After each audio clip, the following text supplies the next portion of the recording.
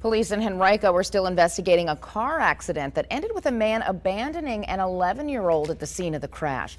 This happened at the intersection of West Broad Street and Carousel Lane Saturday afternoon. Witnesses say after an accident, they saw James Horace walking an 11-year-old across the street and then taking off on foot.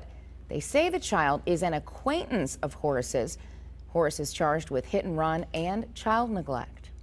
It's one of the biggest rivalries in football, the Redskins versus the Cowboys. But football fans are talking more about what happened at halftime than what happened on the field. Sportscaster Bob Costas gave a commentary on the debate surrounding whether the Washington franchise should change its name. Costas called the term Redskin an insult and a racial slur before ending with, "No offense is intended, but if you take a step back, isn't it clear to see how offense might be legitimately taken?" Well, we wanted to know if local Native Americans are offended by the name. Tracy Sears spoke to two members of two Virginia tribes for their opinions. Tracy? Stephanie, Virginia has 11 Native American tribes that are recognized by the Commonwealth, but they are not recognized by the federal government. They never have been. That, some tribes tell me, is a far bigger issue to them than any name given to an NFL team. We're going to be smoking fish when the kids come out here on November the 15th for the school day. Chief Walt Red Hawk Brown is proud of his Cherwin-Haka Nottoway heritage. What is this called?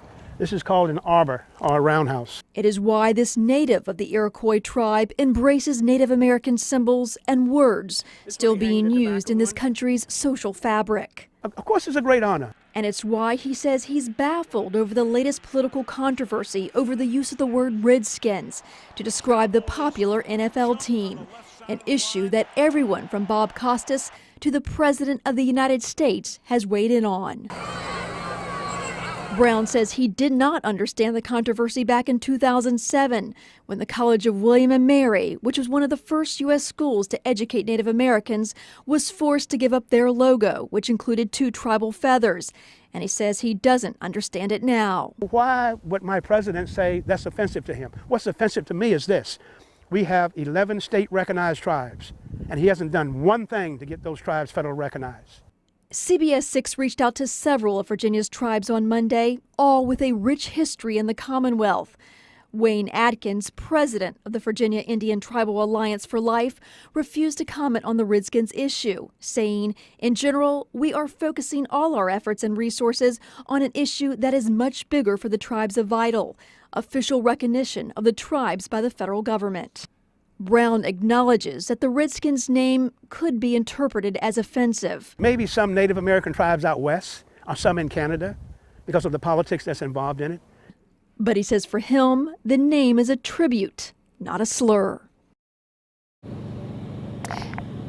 While many of the Virginia tribes I spoke to today say they are more concerned with that federal recognition than anything else, the Oneida tribe out of New York is leading the charge for the Redskins to change its name. They sent out a letter to the Redskins owner saying that the name is simply racist and he needs to change his views on it. Reporting live at the Redskins training camp, Tracy Sears.